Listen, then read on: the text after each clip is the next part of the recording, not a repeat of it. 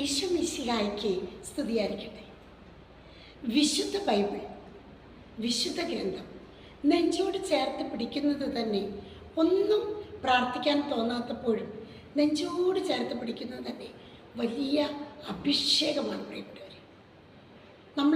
പലപ്പോഴും നമ്മൾ കിടന്നുറങ്ങുമ്പോഴും സിസ്റ്റർമാരെല്ലാം ഒരു ബൈബിൾ, കുരിശ്, ജപമാല ഇതെല്ലാം അവരുടെ കട്ടിലിൻ്റെ അവിടെ എപ്പോഴും ഉണ്ടായിരിക്കും.